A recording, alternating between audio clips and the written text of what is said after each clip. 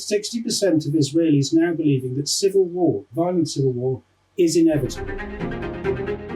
I think what you've just said resonates with the situation in Gaza, because for the last month and a half now, or actually 2 months, there has not been any aid going into that region, which has been obliterated by the Israeli military, a fact which is not necessarily widely known in the United States and is by many conservatives described as a just war. But there was pressure, at least according to President Donald Trump, who said on Air Force One recently that he is pressing Netanyahu to allow for aid to go into the country.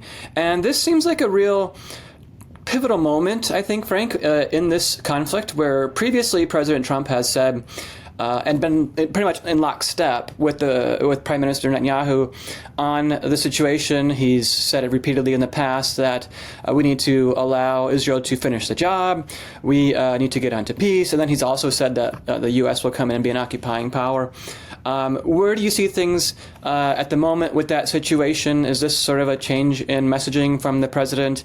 And especially in light of what Netanyahu just said at a conference in Israel titled the Jewish News Syndicate Conference, where he said, Israel will go in and govern Gaza and no one else, which to me, that's sort of a slight against, really an attack against what President Trump has said historically, that the U.S. will go in. So where do you see things going at the moment with that situation? Israel is in crisis at the moment, with Yair Lapid, the opposition leader, this week saying that there will be blood, there will be political murder will be committed in Israel, with 60% of Israelis now believing that civil war, violent civil war, is inevitable.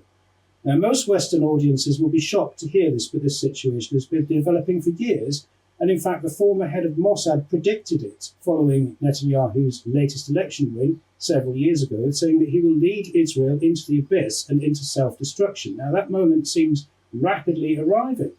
President Trump's remarks on the plane also included an expression of profound concern for the suffering of the Palestinian people, which is a marked departure from the rhetoric of Netanyahu, who said in that speech at the JNS that anyone who believed that a Palestinian state being created would lead to peace believed in pure folly.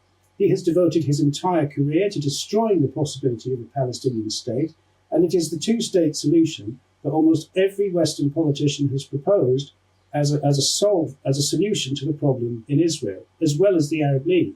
It is only Netanyahu and his camp that is determined to destroying it at all costs.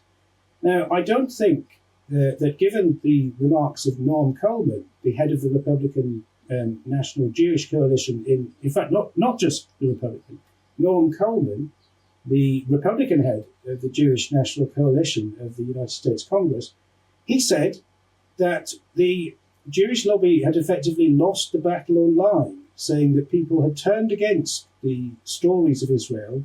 And Max Blumenthal described this as a drop in enthusiasm for genocide. The Lord be with you. I'm Deacon Keith Fournier, and I hope you enjoyed this video from LifeSite News. Check the links in the description for more content like this. You can also connect with LifeSite News on social media and stay up to date with the latest news on life, faith, family, and freedom. Thanks for watching, and may the Lord bless you.